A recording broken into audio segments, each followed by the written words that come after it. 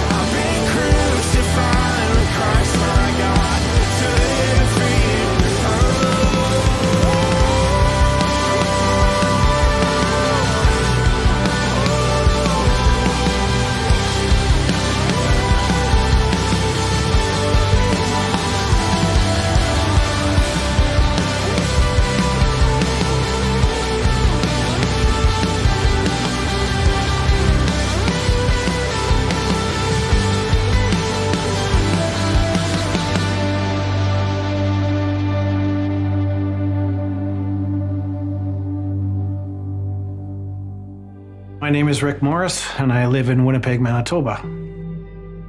I had a lot of anxiety problems. I turned to alcohol.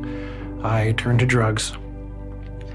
I got myself mixed up with the wrong crowd, committed adultery, did everything that I shouldn't have done. I knew I needed a huge change.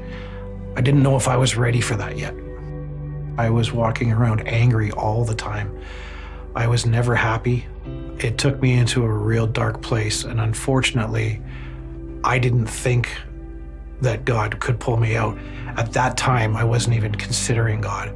After I really drastically slowed down on my alcohol intake and I cut out drugs for several years, I started finding it very hard and difficult to deal with my past and deal with my memories.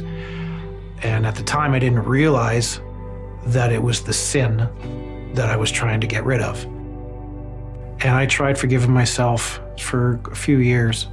There was a lot of tears. There was a lot of confusion. There was a lot of anger still. I could not understand how to forgive myself until I started understanding more about Jesus and more about sin and more about forgiveness through the Bible, through church, through talking with Pastor Kevin. When I first met Kevin, I'm not going to lie, I was a little bit put off that we had a pastor on our football staff because I was volatile. I was outspoken, and I wasn't sure how that would work. The more that I spoke with Kevin, the more I realized that he is a really good person, very easy to talk to. I knew I could open up to him. The look on his face when I first walked up to him and I said, "Can I talk to you about God?" That's where our relationship really started to grow. I knew that the only way I was going to forgive myself was to open my heart to Jesus, and I could ask for forgiveness and he could forgive me so I could move forward. I would meet up with Kevin and we would go out and we would talk about the Bible and we would talk about things. It helped me want to know more. I never imagined myself wanting to know the Bible. The day I realized that I could turn to Jesus, the day I realized I asked for forgiveness and I could receive forgiveness, my entire life went from feeling like nothing to feeling like I was on top of the world. I feel completely different. My relationships with my kids are better. My attitude changed. Everything about what I do now, because of the fact I've decided to follow Jesus, has gotten better. I read in the Bible that you need to be forgiven and baptized by water. It was very important to me to be baptized. I baptize you in the name of the Father, and of the Son, and of the Holy Spirit.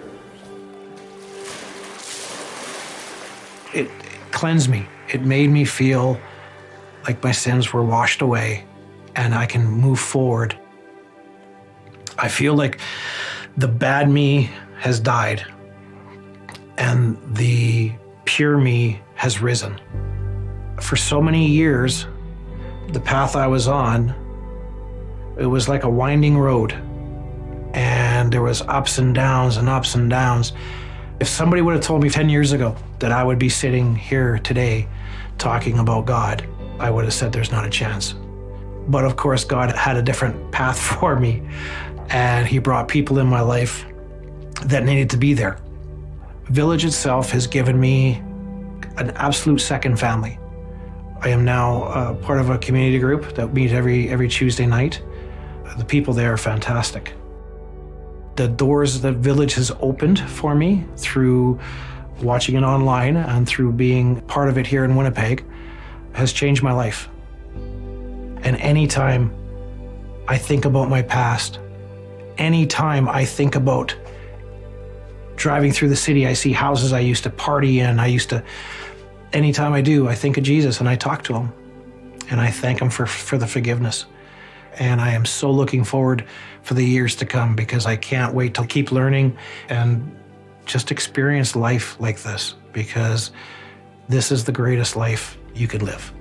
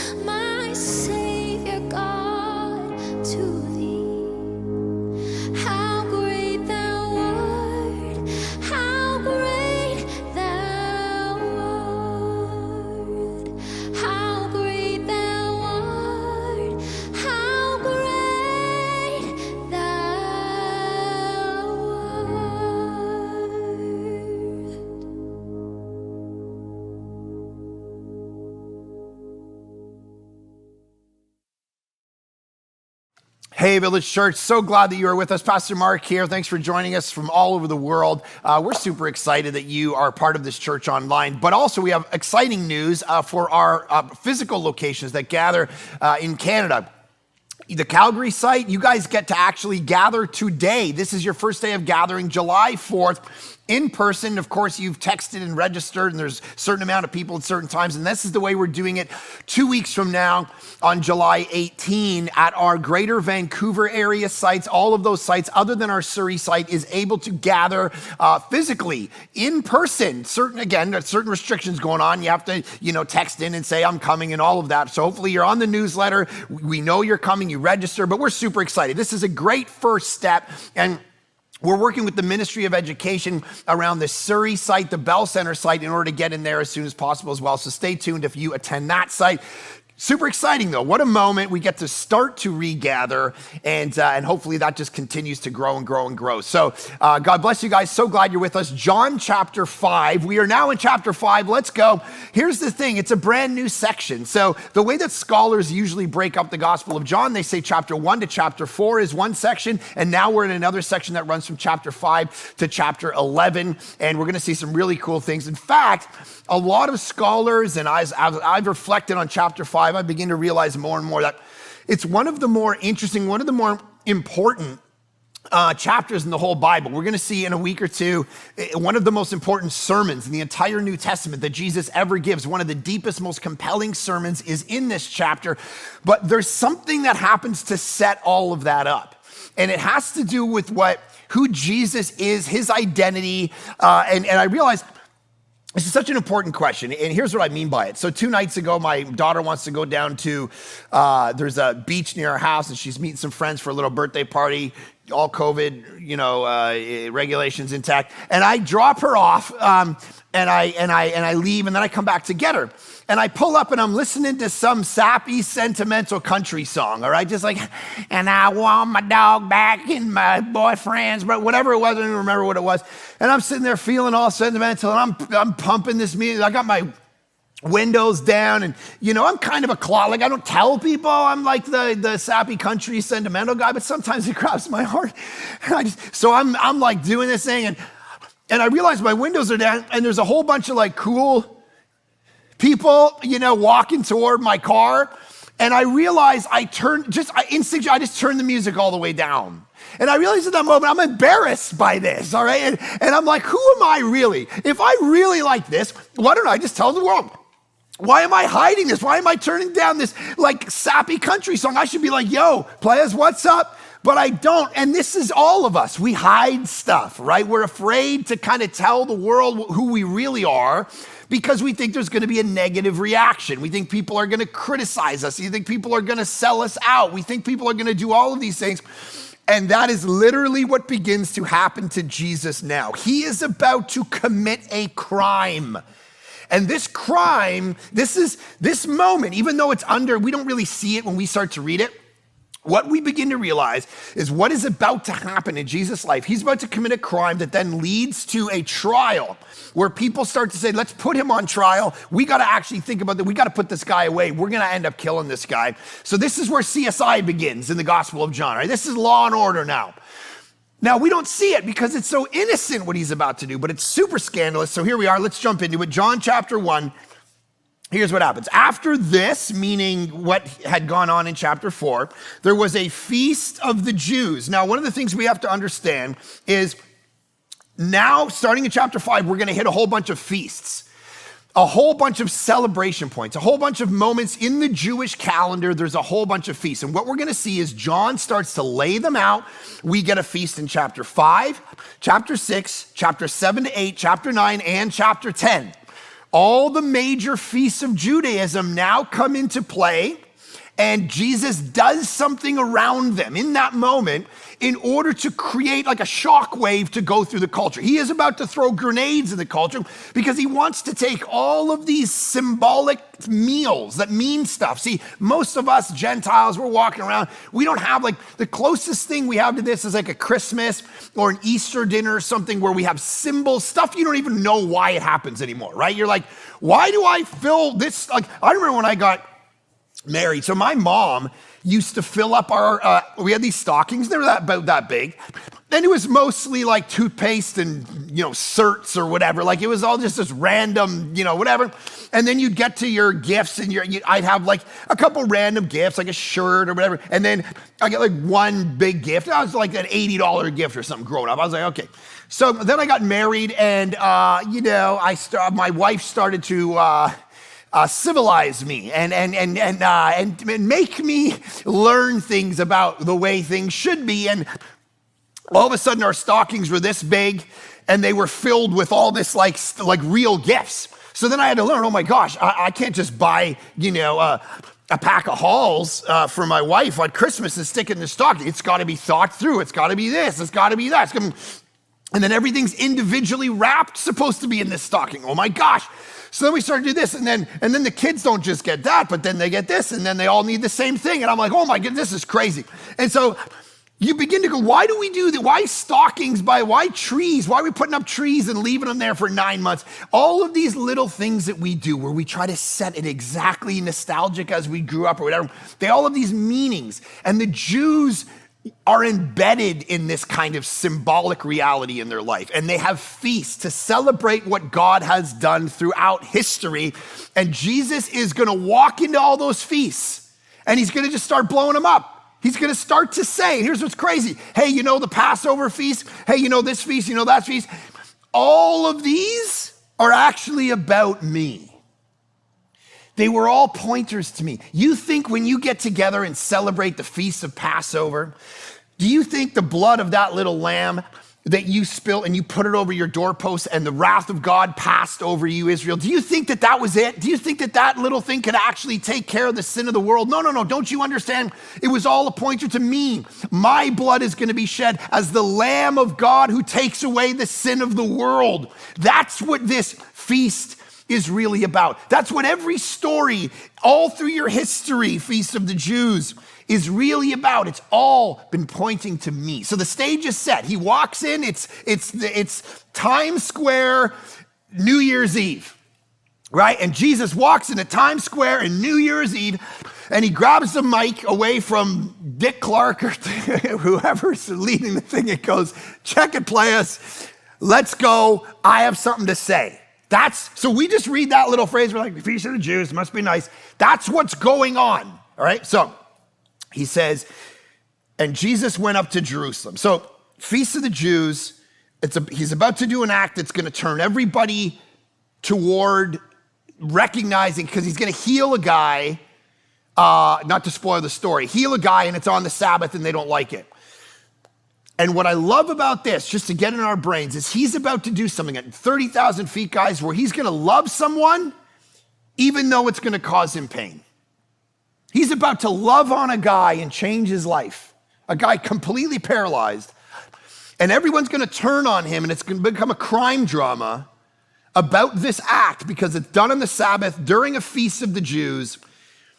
Super conservative culture. You're not supposed to break any of the laws. You're not supposed to break any of the rules. And Jesus punches through the rules in order to get relationship, and they hate him for it, but he does the right thing. And this is what we are called to do, guys, to do the right thing, even if it's going to cause us pain, because the painful way is oftentimes the harder way. What are those scenarios in your life? This is people putting Anne Frank and her family in the walls during World War II to hide them from the Nazis. My hope is that we are the kinds of people who would do that too. We don't live in fear, and I know we all look back and think we would be that family, but would you? Are you Bonhoeffer during the Nazi, where you're saying, I'm gonna stand up against Nazi regimes and all of this stuff and preach Jesus? Or am I gonna fall into the political realities of the world and compromise? Jesus is willing to do the hard thing because it's the right thing and it's the loving thing, even though it's gonna go bad for him. This is what's beautiful about Jesus. And I'm a little obsessive like this myself, because sometimes I can't, even in my social world, I can't just if people are saying something and it's not right, I can't just sit there and just can't keep eating. I'm like, wait a minute. Like I was on a guy's trip a little while ago and someone was talking something about some nonsense conspiracy theory. And I just couldn't sit there. I'm like, nope, that's not a thing because and then it's like, wah, and everybody's fighting. I'm like, I can't just we gotta talk about this thing, even though it might be harder. We gotta try to get to this. And of course, everyone's trying to do that. And that's the heart behind all these debates. And it's like, can we lean into one another in love and actually pull these things out, or are we just gonna sit and let opportunities go by? Here's Jesus going, I'm gonna take the hard route, and it's gonna come back, and people are gonna put me on trial for it. It's actually a beautiful moment. So Jesus goes up to Jerusalem. Now, he goes up to Jerusalem because what would happen, every male within 15 miles of Jerusalem, 3 times a year, would actually have to go up to Jerusalem for these particular feasts. So you have Passover, Tabernacle, and Pentecost. These are the things that Jews in that time would actually have to go up to Jerusalem 3 times a year if you lived within 15 miles. And it says, now there is in Jerusalem by the sheep gate a pool, in Aramaic called Bethesda, which has 5 roofed colonnades. So let me just start with this. Those of you who are skeptics about Christianity, this is a great verse for you, because so here's what happened for like 200 years post-Enlightenment. People would look, and there'd be lectures at Oxford and Cambridge and Harvard and Yale about why the Bible can't be trusted. And one of the reasons for you skeptics was this verse right here. What they said is that John has no bearing in historicity. He's making things up so much that he's just making up geographic regions that don't exist. And they would cite this verse as one of the great reasons you should all drop kick your Bible and walk away from it and never trust it again, because this simply didn't exist. There was no pool by the sheep gate in a place called Bethesda, which had 5 roof colonnades. These pillars and these porches didn't exist. And people would walk away from Christianity and say, I can't trust the Bible. But then here's the problem. In the mid-1900s, archaeologists continued to dig, and they dug a little deeper. And just north of the Temple Mount, they found exactly this set of pools and porches and colonnades. Inscriptions, exact spot, exact name. And what's terrifying about that is everyone who walked away from Christianity based on that skepticism, all they needed to do was wait a little longer till they dug a little deeper. There's a guy named Craig Blomberg, who's a very respected New Testament scholar. He has an entire 400-page book called The Historicity of the Gospel of John. And what he points out is there's lots of people through history that put John through the ringer for not being historical. And actually, he's one of the most historical of all of them. For instance, John is the only reason we know Jesus' ministry lasted 3 years. It's the only one. If we don't have John, we don't know how long he went, because John tells us how many times he went to Jerusalem for the Passover. That's the only way we're able to gauge how long Jesus' ministry was. If all you have is Mark, his ministry could have lasted 2 weeks. We have no idea. And so John tells us it's 3 years, it's this many feasts, it's this many times he went to Jerusalem, and he roots this thing in this historical place. So I say that to you because I don't want you to drop kick your Bibles and walk away from Christianity. If that is the reason that you haven't believed in Jesus yet, I want to tell you, you can fully trust the Bible. You, in some sense, you're looking at data that's outdated, and you're not hitting the right information if you think the Bible can't be trusted. It's like my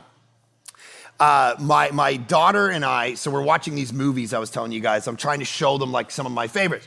So for about 2 months, I was like, hey guys, I'm really excited for you to watch a couple of these movies. So one of them is called Batman Begins, and it's gonna be legit. And they kind of rolled their eyes. I'm like, I don't really get why you're rolling your eyes. It's like amazing. And then I'm like, another movie I want you to watch is Meet Joe Black. And they're like, okay, I mean, both these don't sound all that interesting, but whatever. So I'm like trying to grind. Come on, let's watch it. Let's watch Batman Begins.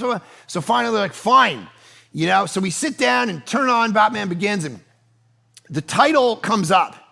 And one of my girls stops and she goes, okay, hold on. This movie's called Batman Begins? This looks incredible. I'm like, it's life-changing. She goes, Dad, for the last 6 months, I thought you were pitching me a cartoon movie called Batman Muggins. I'm like, who would want to watch Batman Muggins? She's like, I don't know, but the way you said it, you would always say Batman Begins. Batman Begins. You want to come watch Batman Begins? And she's like, I didn't want to watch a movie called Batman Muggins. And she's like, what are these other movies you want me to watch? This is incredible. I'm like, well, what about this? And what about that? What about Meet Joe Black? She's like, hey, wait. Spell that for me. So I'm like, Meet Joe Black. She's like, I thought you were saying Micho Black. It was like a wrestler from Mexico that we wanted, that Micho Black. And I wasn't in like a biography of Meet Joe Black. See, dealing with the wrong information, you could actually get a bad result. So I want to give you the good information, all right? Biblical archaeologists and scholars are guys who run museums are like, we're in awe of how legitimate the Bible is historically. The Gospel of Luke, you can't go a chapter without him citing certain rulers and leaders that existed at a particular time, to the point where you're like snoring because he keeps trying to root his story in history. This guy was a procurator to that, and this guy was the Syrian leader, and all this rooting it in history. In fact, the Gospel of Luke and the book of Acts, within it, Luke identifies 32 countries, 54 cities, and 9 islands without error, according to geography that existed at the time. And even now that's looked back, everything Luke cites as a historian is actually legitimate. From an archaeological standpoint, a guy named Nelson Glueck, he's a renowned Jewish archaeologist. He says this: it may be stated categorically that no archaeological discovery has ever contradicted a biblical reference. Think about that for a second. Out of the hundreds, thousands of references the Old and New Testament make about kings and leaders and locations and numbers and places, nothing has been proven as that is objectively false, made up, a lie. The Bible is vindicated over and over and over again. So, what does he do? So basically, I just want to take that moment and go, you got to make sure that you don't walk away from Christianity for the wrong reasons. You can trust the Bible, and John is a great historian that's saying the New Testament over and over is validated by history, archaeology, philosophy. It's something, if you're a skeptic, you got to lean in and allow John to do his work on you and not be fazed or distracted by this false narrative that used to go around that John wasn't a trustworthy historian. So then it says this. In these, meaning these porches and around this pool, in these lay a multitude of invalids. All right, so blind, lame, and paralyzed. All these people are laying around. One man was there who had been an invalid for 38 years. So picture this now. 38 years, this invalid, a guy in the Greek, he's paralyzed, has been sitting there by this pool 38 years. That's older than me. I was born about 3 years. So if you retract backwards, I'm 40 now. 1983, from 2021, 1983. So Return of the Jedi comes out. All right? Now I'll just riff it off the top of my head here. Okay, Return of the Jedi comes out. That's how long this guy's been sitting there. From Return of the Jedi's release date till now, 1983 until now. Have you done anything since then? Like, moved? Have you got out of bed? Have you gone to a move? Have you gone and taken a shower? Have you done anything in your life? Think about this guy's absolute poverty of spirit and life and hatred toward God. And I mean, why did you do this to me? Why am I sitting here this long? So there's picture in a world without hospitals and medicine, the way you would, blind, lame, paralyzed, all sitting, just hundreds of them by this pool. One of the historical commentaries tells us that the reason they would sit by this pool is because there was an aqueduct running underneath it, and once in a while it would bubble up, and there was this mythology around an angel would come and stir it up, and if the first one who could get in, they'd be healed. So everyone's around there wanting to be healed. Jesus walks up to that very place. And let me just say this, I'm gonna talk about healing for a little bit, but let me just, before I do that, because most of you watching this are probably, fine in body, maybe. I see myself in this story, and it's very important that we don't always see ourselves as Jesus in these stories. I know that's what we tend to do, like, let me be Jesus and go heal the invalids. You're the invalid in this story, okay? You're the blind, the lame, the sick, the spiritually sick. You got sins about your life. You got worldliness. You are paralyzed emotionally, physically, relationally, whatever, spiritually, whatever it is. Like, see yourself in this story as the one who needs Jesus, not as the one who's going to be Jesus. Right? It's a very important distinction. We need Jesus in this moment. How many of us are sitting there not effective in our life because we have sins and habits and worldliness, and we're just paralyzed by fear or our past or whatever? I've been through those moments in my life. I mean, COVID has been a especially hard moment for so many people, paralyzed in fear. They're saying statistically, what we're going to see in the next year is more people quitting their jobs than we've ever seen, because people are having existential crises right now. Am I the mother I'm supposed to be? Am I the business leader I'm supposed to be? Am I the friend have I been and we're in this like tumult, just this crazy, we don't know what to do. It's all cloudy and misinformation, and we're like, we don't know, we haven't seen someone physically for so long that we're gonna start quitting jobs and making lifelong decisions, some of which will be bad, some of them will be good, some of them will be bad. We all have these moments. And the answer to those moments isn't just reading a book and getting a good podcast and trying to work your life out and figure out. The answer to that is Jesus. That's how your paralysis will end. That's how maybe it's spiritual blindness or that needs to actually be lifted from your life, where you haven't trusted Jesus yet. You don't understand the gospel yet. You're still working out of religion or another religion or atheism or agnosticism, and the blindness, as Paul says. When you're in that state, it's not that you just haven't done enough information. Paul says there's a blindness spiritually that's going on in your life that Jesus can heal and touch and save and transform and set us all free from.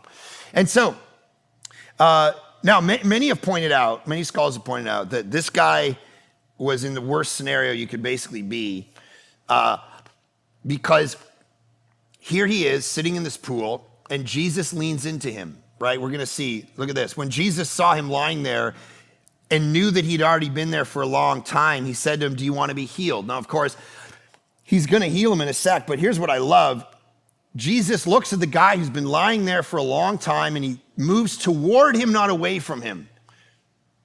The followers of Jesus move toward the unloved ones, the ones without the friends, right? The ones who are marginalized, the ones who need to be encouraged.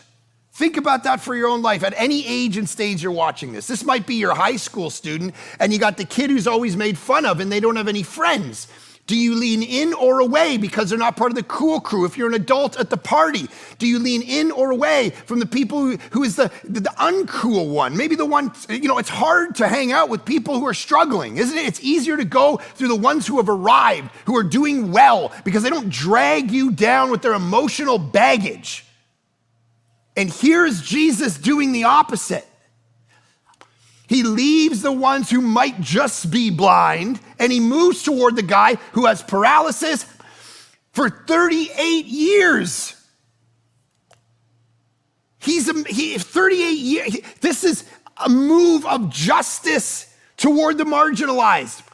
And what we get wrapped up in today is we're like, Jesus was a man of justice. I can't believe. Listen, Isaiah says in Isaiah chapter 1, Isaiah says, listen, if you don't take care of the poor and the widows and the marginalized and the broken and the unloved, God doesn't even hear your prayers. And we get all wrapped up in modern Christian. We're like, oh, well, maybe he should have got a job, make something of his life. What about critical race theory? And God in heaven's like face palming us, going, oh my gosh, take care of the unloved. This is compassion. This is the way of Jesus. Jesus was the one who leaned in, loved on. There's a guy, Dr. Dwight Peterson. He gives us a beautiful picture of what this scenario would have been. He talks about how the word invalid would have been a paraplegic back then. And so Dr. Dwight Peterson gave a lecture at the Society of Biblical Literature years ago, and he himself is a paraplegic. And here's what he said from the microphone in very stark detail. He talked about how the problem back then wasn't just social. If you were paraplegic, the problem he graphically describes as you would have no bowel or bladder control. You have no way to clean yourself up. You're a paraplegic. You can't move. So think about your scenario. You stink.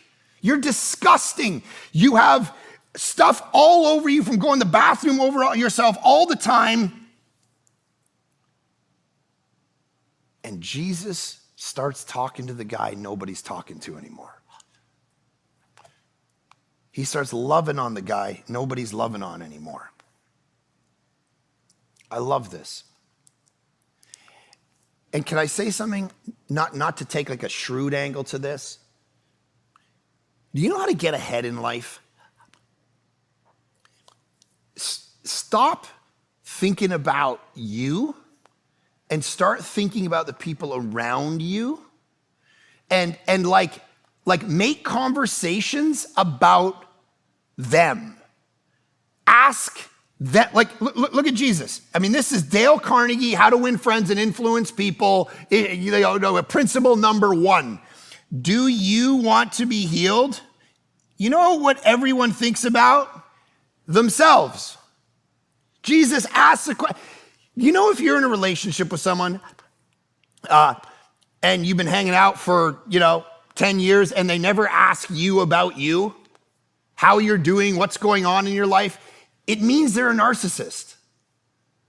It means all they care about is themselves. And the problem with people like that is, over time, where do they go in life? They've done studies on this. At parties, people think the most interesting people are the people who aren't even talking about themselves. They're people asking the people at the party about themselves. Everyone loves to talk about their own story. Lean into other people. Ask them questions about them. Get into what they do for a living. Make sure that you're because that is how people feel encouraged. That's how people feel affirmed. And here's Jesus actually, rather than just being in it for themselves. My buddy tells me a story which is just a great illustration of the opposite of this. He has this staff of about 10 people, and they run this company. And he had bought a new car, a beautiful new car, and a pretty expensive car. And he's like, hey, everybody, just so you know, we're all clear. I got this new car, and I know all of you want it. It's a really nice car, and fair enough. And he has this business owner that he owns this business with. And the two of them, let's call this guy David. David runs this company with him. So my buddy gets this new Range Rover, and he's like, hey, everybody, love my new Range Rover. And if we all together, you guys have worked really hard this year. And if we all work super hard this year, like stay late, make sure we're doing everything we can, David will also be able to get a Range Rover. Like, this is the most unmotivating speech in the history of a company, all right? It's like, if you bust your rump, we can benefit, all right? Not what Jesus is doing. Do you want to be healed? Can I serve you in some way, even though I'm the God of the universe? Flip that in your mind. We're talking about the identity of Jesus at the beginning, who he's revealing God to be. John 1 told us that in Jesus we see God. He unveils, the veil gets pulled back and he goes, I'm God.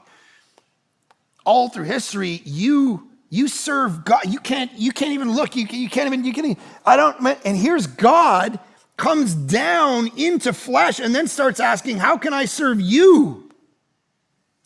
And I love this question. Do you want to be healed? Obviously the answer is yes, but here's what Jesus is saying. I want you to do your part. Meaning, are you just happy after 38 years eking out an existence, sitting around doing nothing? Or if I heal you, are you going to pick up your mat and let's go? Let's do something with your life. Because we all have that. The sovereignty of God at some point hits the responsibility of humankind. And there comes a moment where Jesus goes, do you want to do this? Because if I give you this opportunity, are you going to do something with it?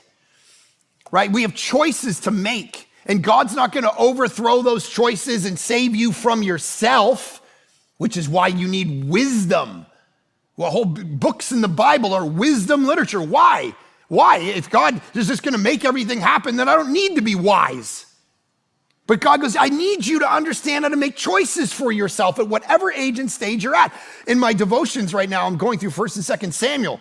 You get to 1 Samuel, you see Samuel saying, do this, do this. Saul goes, takes it into his own hands. God's like, dude, now there's an implication you're not going to be my king anymore. Oh, sorry. I didn't mean to do that. No. I told you not to do something. You did it anyway. So you know what God does? He steps aside. He says, okay, go ahead. And you reap the destruction of the derailment of your own life because of it. There are choices we make. And the question Jesus is asking is, if I heal you, are you just going to go through the rest of your life playing the victim? Are you just going to blame everybody else? I mean, look at his initial reaction. The sick man answered, sir, I have no one to put me in the pool when the water's stirred up. Now, I'm not busting his chops. Obviously, that's a tough situation. But for you and me, let's look into that little phrase. I have no one to put, no one. I'm going to blame the world. And Jesus goes, I just don't want, fair enough. I just don't want you to do that going forward. Look, I got a past, me personally, on paper, it's the kind of past that would result in maybe not good things for a young man. I don't know if I'm a young anymore, strong, I'm 40. I grew up in, just like not middle class, under that, in a town pretty rough. It's not, certain parts of the world, but, my aunt was schizophrenic and she took her own life. My dad was an alcoholic who just couldn't keep a job. He was kind of useless. And all I grew up listening to is my mom and him fight and yell and scream. And the pictures of my father, as I've shared before, are him sitting, watching TV, smoking a pipe, watching MASH. Yeah. And yelling at football games. And CFL too. So if that's football. So it's like, go Argos. So it's like, I remember, and then they divorced when I was like 7, 8 years old and got Tourette's syndrome and obsessive compulsive disorder out of that trauma, as I've shared many times. But when you're a young kid and you randomly say swear words at people, you're in school, you're making noise, doing things, that's weird. Like one of my habits growing up was giving the middle finger. Like they might have to fuzz this out. I'm not really sure what the church censorship is on this. Like if you got a PG-13 this, but literally one of my things was like doing this. So when you're like, when people turn around and they're like, you're sitting at a bus stop and you're like this, some guys all be like, this might not go good for you. That's all I'm saying. Like, how do you grow up and that ends up being okay? How do you end up normal when you're set up in this scenario where really I could be sitting here right now saying, my circumstances, my parents, my mental illness, all of this stuff, I get to blame the world for my stuff, but then I had to sit up and make some choices about my life. The first one of which was, Jesus, take me, heal me, do something in my life, transform me, push me in a way, and I needed his help. But another piece of it was my responsibility every day to wake up and make the choices that God was asking me to make. And I have a million of them just like you every single day. And I don't sit here today as any form of success or anything. I'm just saying I'm not a total disaster. I mean, I'm 90% disaster without Jesus, but I've been able to, because of the hard work and choices and getting up every day and saying, I got to do this. And this is the challenge for all of us, not to blame our circumstances or our past and the situation, because we're all going to have issues and problems and difficulties in our life. We're going to have stuff where we're just, it's not good. My marriage is bad. My job situation is bad. I got that diagnosis. It's bad. And the question is, if Jesus comes along and reaches out to you and says, let's go and do something, will you meet him halfway? Will you say, okay, I will do this. Let's go. Or will you just blame the world and do nothing with your life? See, we have to see those down moments as an opportunity for God to show up and for you to change the direction of your very life. The down moments, the moments where it looked like it was all over, total darkness, total shift, can't go anywhere, don't know where it's gonna go, then, okay, so I was reading this story the other day. There's this famous writer, Nathaniel Hawthorne. He was in city politics. He lost his seat in city politics. He was totally devastated. He comes home to his wife, totally depressed. I lost my seat. My life's a disaster. He had sat down. He was depressed for like 2 days. And his wife, instead of leaning in and doing what we do to each other, which is just enable each other and rub each other's backs and say, I'm so sorry. And we never, just go, hey, why, let's do. Instead of enabling, here's what she did. One writer writes this of his story. Instead of indulging his irrational hysterics, not that we ever do that, she kindled a fire, brought him his pen, ink, and paper, laid her hand on his shoulder and said, now you can write your book. This is an opportunity to turn it all around. And like a magic spell, his face turned. He set to work, forgot his loss, wrote and amassed a fortune. Wrote a little book called The Scarlet Letter. I don't know if you ever heard of it. If you've been through high school, you probably have, and you're like, no, The Scarlet Letter. One of the great novels in American literature, because the guy got fired. And he was in a tough spot. God is doing something not just in the great times. God shows up when you're sitting there paralyzed and blind and lame and not knowing where to go. This is Paul in Philippians 1. He's in jail. I want you to know, brothers, that what has happened to me has really served to advance the gospel. Verse 12. What? How? No. Getting arrested and beaten and going starving and thrown into jail is not an opportunity for the gospel, Paul. That's an opportunity for Satan to show how he's in control of all things. That's just bad. That's nothing but bad. Nothing good can come of being in jail and beaten and hungry. God only shows up. This is how we think. I'll show the world that God is good by how good my life is. That surely will advance the gospel.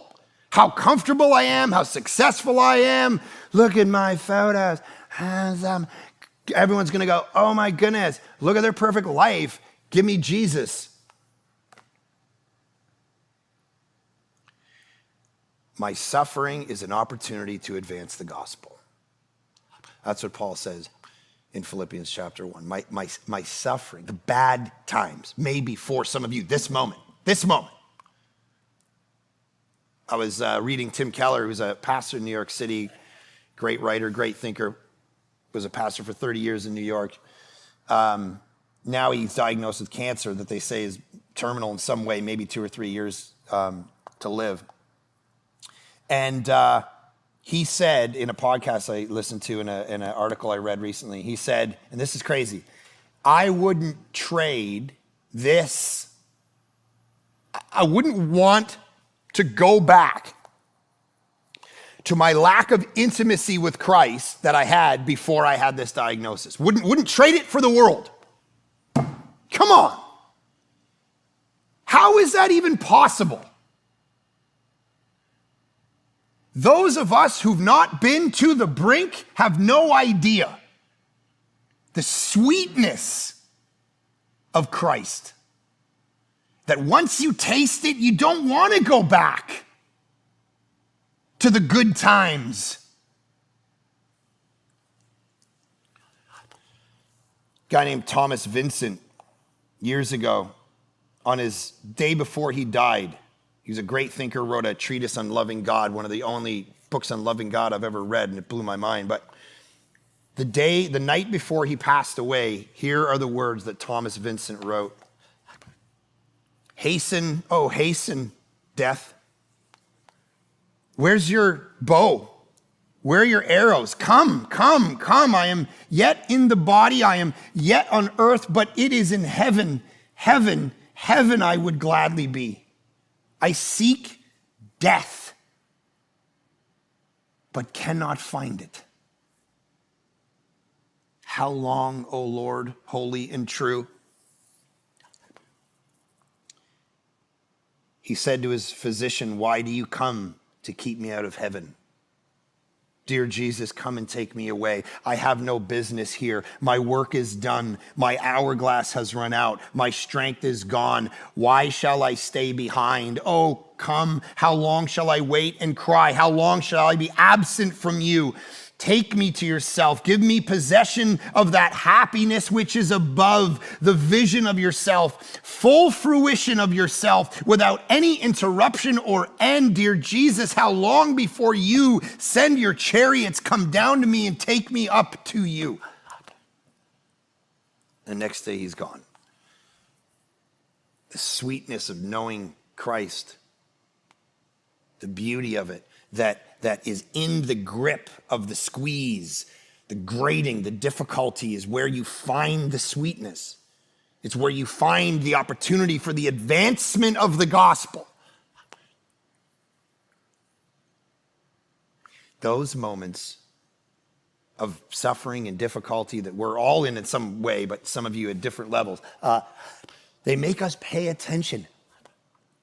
Right? They make us pay attention. Like they get our attention in a way that sometimes we go through life and we're just not paying attention to the right things. I'll try to give you a little example. Yesterday morning, on Saturdays, I usually like to sleep in, right? So sleeping in to me is like, maybe 9 o'clock, sleep in, get up, have some routine, but it's Saturday. I get to sleep. I know I got sermon work later on, and it's just a day to chill and sleep in. So yesterday morning, I woke up and, I sat there for 20 minutes, but I was brain awake. Don't look that up. I don't know if that's scientific, but I was awake in my brain, and I knew I wasn't going back to sleep. And it's so bright right now. It's June, so it's bang. It's like bright, and hear the birds. I just want to, anyway, kill birds. But there's the birds, chirping, whatever. So I get up and I go to the bathroom. I brush my teeth, and I grab my phone. I go downstairs into the kitchen, and I put on my coffee maker. Do a coffee, go to my chair, or sit down, do some reading, sit in my chair, drink half my coffee. Now I'm like, wired, ready to go and get a second cup. And I look up at the clock for the first time. I look up at the clock for the first time in the day. I realize I have not looked at the clock yet. I look up, it's only 6:30 in the morning. I've lived half the day already. Buddy, I'm already, getting lunch ready. And I look up, it's only 6:30. I'm like, buddy, pay attention. Sometimes we just coast through life. We're drinking coffee, we're sitting reading, and we don't know what reality is. And sometimes it's in those moments that Jesus uses to get our attention to the good stuff, to the stuff we weren't paying attention to, and to the stuff that will ultimately advance the gospel. So what happens to this guy? Let's get to it and end this way. Help me. The water gets stirred up. No one is here to help me into the pool when the water is stirred up, and while I'm going, another steps down before me. Jesus said, get up. I love this. Boom. I would love this kind of power. Lord, give it to me. Get up. It's like, wait, this line is like, this is in the Greek. It's the same thing I say to my kids every morning, right? when they're laying in bed. It's less godly when I say it, but it's get up, right? That's what they get up. You invalid sitting in your own stink and disgustingness. It's time. This is actually the same Greek word for resurrection. Get up. It's time to live a resurrected life now. Take up your bed and walk. And at once the man was healed. And he took up his bed and walked. How beautiful is this moment? Can I say something? There's a few things I could take out of this. I mean, first, it's just, guys, Jesus was a healer. Even to the people writing during that time in the first century who didn't believe in Jesus, Tacitus, Suetonius, Pliny the Younger, Josephus, they were writing history about Jesus at about that time, and they talked about Jesus, and one of the categories they had, other than parabolist, was healer. They didn't even deny the fact that Jesus healed people. Even from a historical, skeptical, super liberal view of Jesus, he healed people. Actually healed people. I love it on so many levels. He loves to help. He loves to serve. He has compassion. He didn't just go through life doing his own thing and say, let me give you some teachings and move. He healed. And he would restore and they would die again, sure. But the point of it was a symbol. It was bigger than just, I helped you in this moment, a few Band-Aid healings. He only did, the Gospels record 36 healings, separate healings. There's these moments where it says he did a lot more stuff that we're not telling you about. But if you take Matthew, Mark, Luke, and John, 36 separate healings are made. So, which is actually fascinating to me because why didn't he do more than that? If he did 3 years of ministry, that's like 10 a year on average. So I wrote this in The Problem of Jesus. I can't say it any better, so I just figure I'd read it to you. We shouldn't miss the fact that there aren't more miracles in Jesus' ministry. After all, he could have done as many as he wanted. Why 36 when he could have done so many more? Why so few? I think it's because Jesus knows something we know but refuse to embrace, that in life, there are no easy, quick answers. When we face demons in our lives, the answer most often is not deliverance, but discipleship. That porn addiction or shopping addiction doesn't just disappear overnight. It takes time and hard work. Narrow is the road that leads to life, and only few find it. The road to transformation is tough. It's not felt in a power encounter or a flashy instant for many of us, but hard fought in the dark when no one is looking, on our knees amid sweat, tears, and confusion. But don't despair, God is there. I think that's the majority of our situations in life, and discipleship is the way out of it, not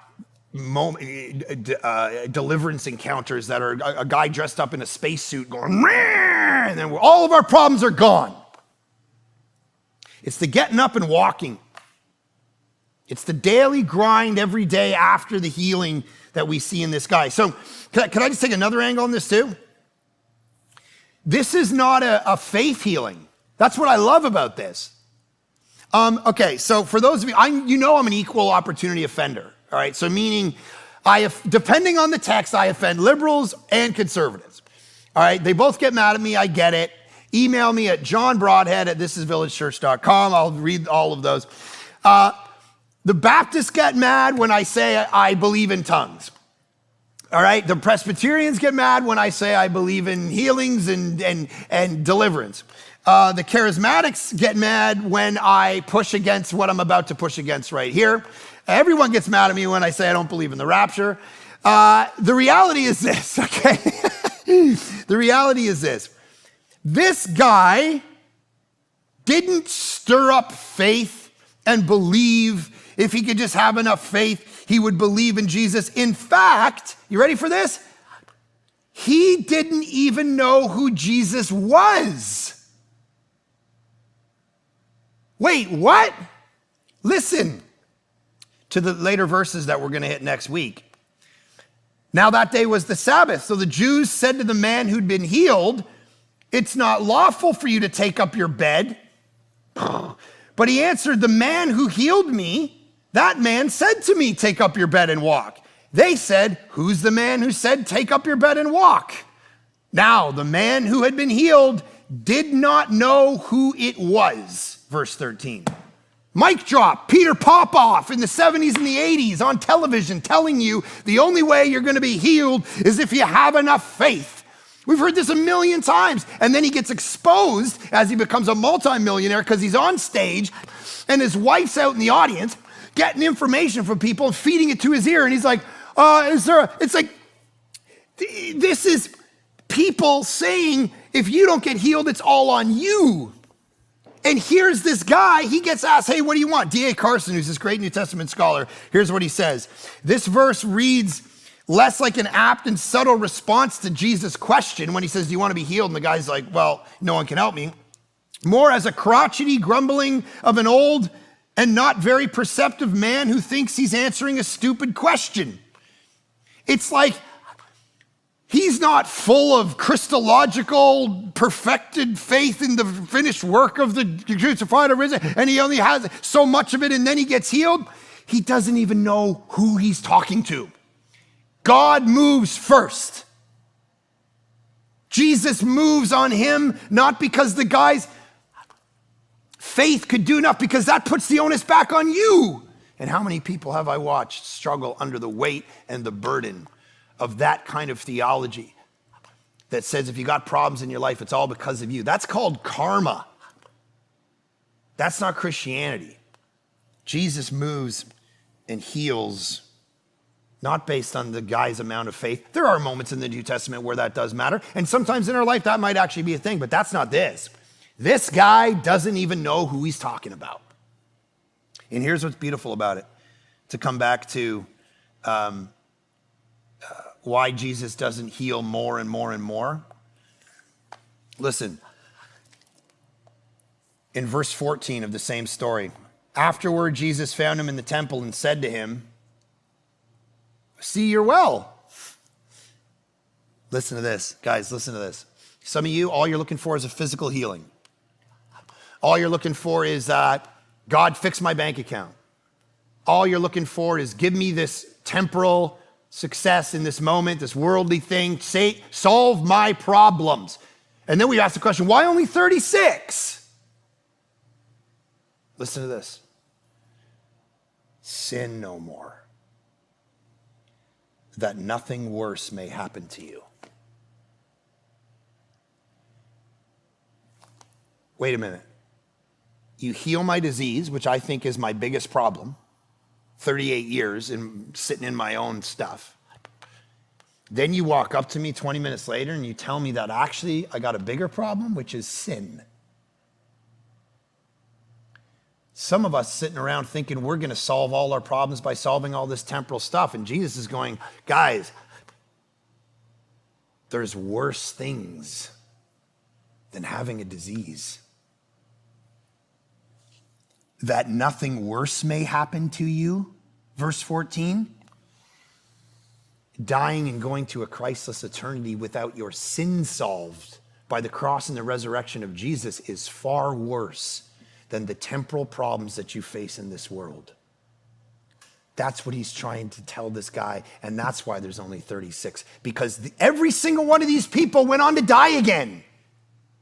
They're not walking around. You can't go, this guy's not on Twitter. He's dead. Because Jesus wanted to solve his actual problem, his deeper problem, the thing we all need solved.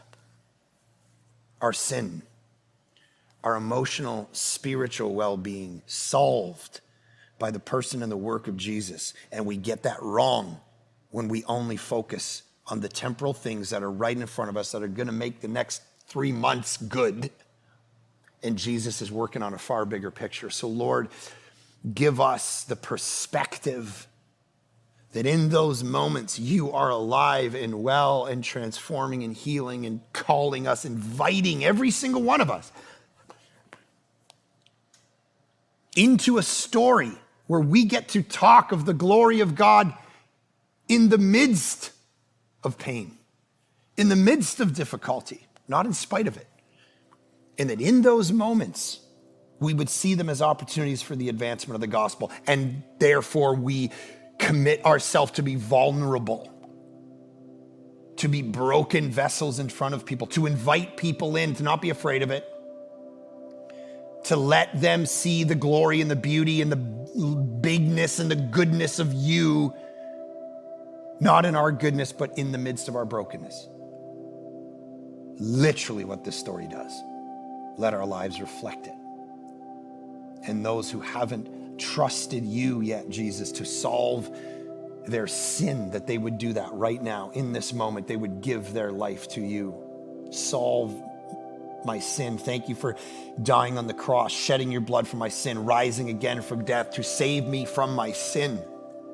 Save me from myself. Save me from the thing that separates me from God forever. Let me receive that gift and that forgiveness. Do that work among us. Every person watching this, listening to this, do your miracles among us. In Jesus' great name we pray. Amen. Hold me now in the hands that created the heavens. Find me now where the grace runs as deep as your scars. You pulled me from the clay. You set me on a rock. You called me by your name and made my heart whole again. Lifted up, and my knees know it's all for your glory. That I might stand with more reasons to sing than to fear. You pulled me from the clay. You set me on a rock. You called me by your name and made my heart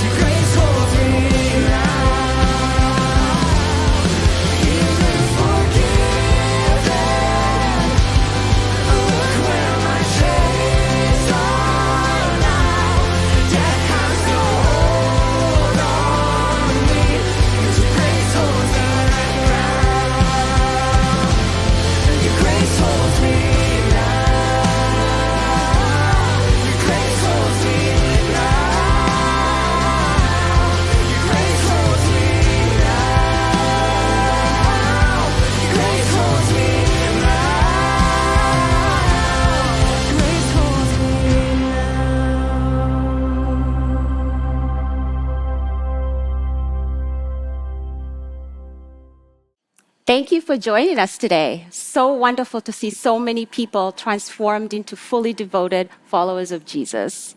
And if you're somebody who's looking to partner with us financially, you can go to thisisvillagechurch.com/give, or better yet, you can text Village Church to 77977.